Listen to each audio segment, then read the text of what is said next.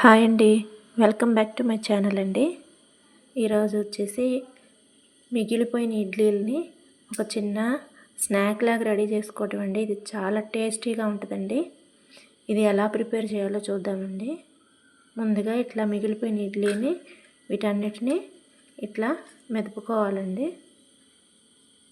వీటన్నిటిని ఇట్లాగా ప్రిపేర్ చేసుకోవాలండి. ఇప్పుడు మనం ప్యాన్ పెట్టుకొని అండి, ప్యాన్ హీట్ అయ్యాక అందులో కొంచెం నెయ్యి వేసుకోవాలండి. ఇట్లా జీడిపప్పు వేసుకొని వీటిని బాగా ఫ్రై చేసుకోవాలండి. ఇదే ప్యాన్లోనికి కొంచెం ఆయిల్ తీసుకోవాలండి. ఈ ఆయిల్లో కొంచెం శనగపప్పు, కొంచెం పచ్చిపప్పు వేసుకోవాలండి. ఇది రెండు ఫ్రై అవుతుండగా కొంచెం ఉల్లిపాయలు తీసుకోవాలండి. పచ్చిమిర్చి వేసుకోవాలి, కరివేపాకు కూడా వేసుకోవాలి. తర్వాత దీంట్లోకి ఉల్లిపాయ వేసుకోవాలండి. కొంచెం క్యారెట్ తురుము కూడా తీసుకోవాలండి. దీన్ని కూడా బాగా ఫ్రై చేసుకోవాలండి. ఈ మిశ్రమం బాగా ఇట్లా ఫ్రై చేసుకున్న తర్వాత అండి, ఇప్పుడు మనం రెడీ చేసుకున్న ఇడ్లీని ఇందులో వేసుకోవాలండి.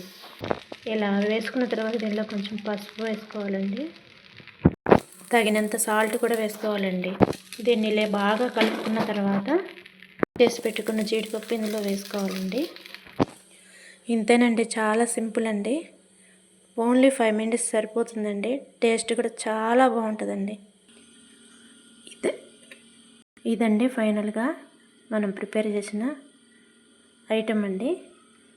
మీకు కూడా ఎప్పుడైనా ఇట్లా ఇడ్లీ మిగిలిపోయినట్లయితే ఈ వెరైటీని, ఈ రెసిపీని ట్రై చేయండి. చాలా బాగుంటుందండి.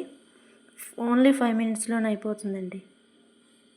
మీకు నచ్చినట్లయితే లైక్ చేయండి, షేర్ చేయండి, కామెంట్ చేయండి. థ్యాంక్ యూ అండి.